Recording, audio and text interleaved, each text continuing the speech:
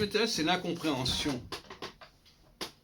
C'est pas tellement la personne qui peut s'exprimer, parce qu'on peut toujours s'exprimer, c'est la personne qui ne comprend pas ce que l'autre dit. Pas du tout la même chose.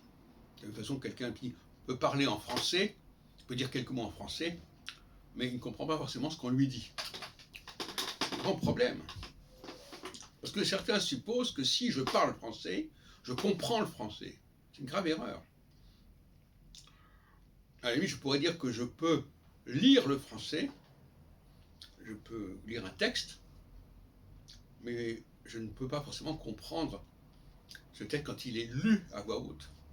D'où la dualité du mot lire, qui veut dire à la fois comprendre un texte et le lire à voix haute. Ce sont deux choses différentes, et on peut très bien faire l'une et pas l'autre. Donc, nous avons là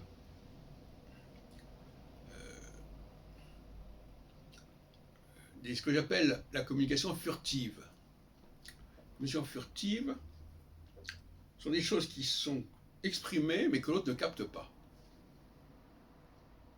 Il ne capte pas, et c'est des subtilités. Il ne capte pas les signes visuels du visage, du nez, des narines, des lèvres, de la bouche, etc. D'autant plus quand il y a le masque qui a occulté tous ces messages furtifs. Alors la perte de communication furtive, ça veut dire qu'il n'y a pas de communication subtile. Ça veut dire qu'il y a une communication lourde. La parole, par exemple, est une communication lourde.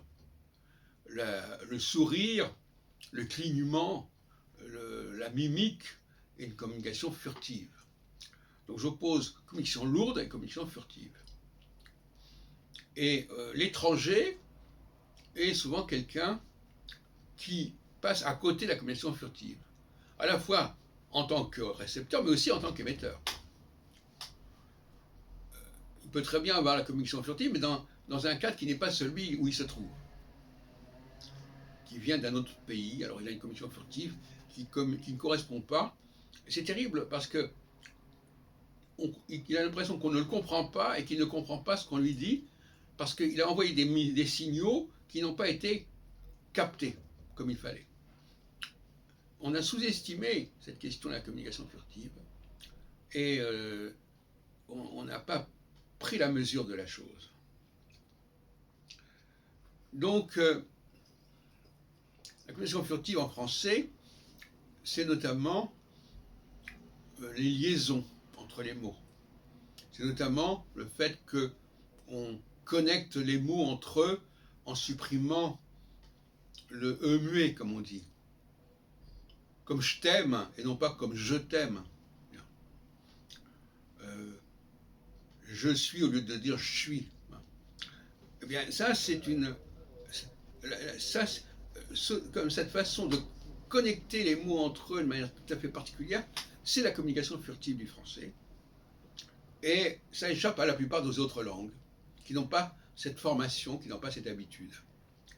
Donc nous avons, par exemple, nous avons une façon de dire, il faut toujours te mettre les points sur les i. Ben ça, c'est typique. C'est-à-dire que les gens ne comprennent pas à demi-mot ce qu'on leur dit.